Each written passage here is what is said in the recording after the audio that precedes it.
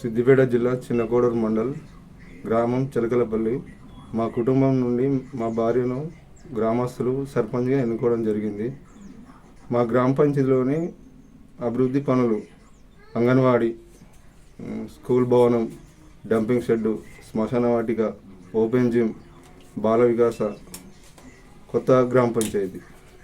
మా గ్రామ పంచాయతీలో ట్రాక్టర్ ద్వారా తడి చెత్త, పొడి చెత్త వేరు చేసి మన డంప్ షెడ్కు తరలించి అందులో ఎరువుగా తయారు చేసి చెట్లకు వేయడం జరుగుతుంది. అలాగే గ్రామ పంచాయతీలో కొత్త నర్సరీ ఏర్పాటు చేసుకున్నాం. ఆ నర్సరీ ద్వారా ప్రతి ఒక్క ఇంటికి 5 రకాల మొక్కలు, పండ్ల మొక్కలు అందజేయడం జరిగింది. అలాగే రోడ్డుకి ఇరువైపులా హరితహారంలో చెట్లను నాటడం జరిగింది. ఊరికి పచ్చదనంగా రోడ్డుకి ఇరువైపులా చెట్లు మంచిగా ఉన్నాయి.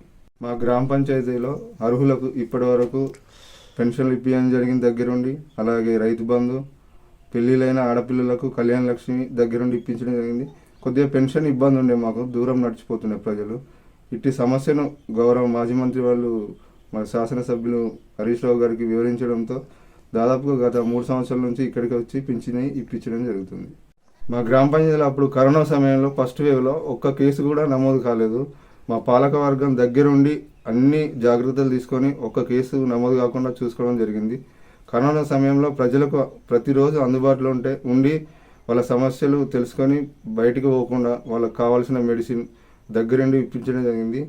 తర్వాత సెకండ్ వేవ్లో ఒక 2 కేసులు నమోదున్నాయి అంతే తప్ప. కానీ కరోనా టైంలో మా గ్రామ పంచాయతీలో ఇబ్బంది కలగలేదు. దగ్గరుండి మా పాలకవర్గం కానీ నేను కానీ ఎప్పుడూ ప్రజల సేవల్లో ఉన్నాం.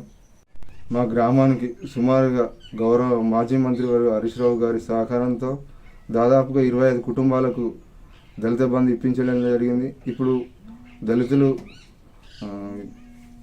వారి కుటుంబ పోషణ మంచిగా జరుగుతుందని వాళ్ళు సంతోషం వ్యక్తం చేస్తారు. నా మనసులో ఉన్న కోరికలు మొదటగా మహిళా భవనం పూర్తి చేయాలని ఉంది. అలాగే యాదవ సంఘం మరియు రెడ్డి సంఘం. ఇంకోటి మెయిన్గా ఈ రోడ్డు మాకు చాలా ఇబ్బందిగా ఉంది. చిలకలపల్లి నుండి మన సబిసేన వరకు అదొకటి చేయాలని కోరిక బాగుంది. ఇంకోటి ఫంక్షన్ హాల్ చేయాలని చాలా కోరిక ఉంది. మళ్ళీ గ్రామ ప్రజలు మళ్ళీ ఆశీర్వదిస్తే తప్పకుండా ఇవి నా మనసులో ఉన్న కోరికలు చేయాలని ఉంది.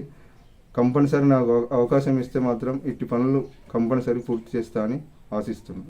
ఈ అభివృద్ధికి సహకరించిన పాలక వర్గానికి, గ్రామ ప్రజలకు, ముఖ్యంగా అన్నదమ్ములకు, అక్కా చెల్లెళ్లకు, అన్నలకు మరియు యువతకు ఈ 5 ఏళ్ళు నన్ను ఆశీర్వదించినందుకు వాళ్ళకు శిరసా వహించి నమస్కరిస్తున్నాను.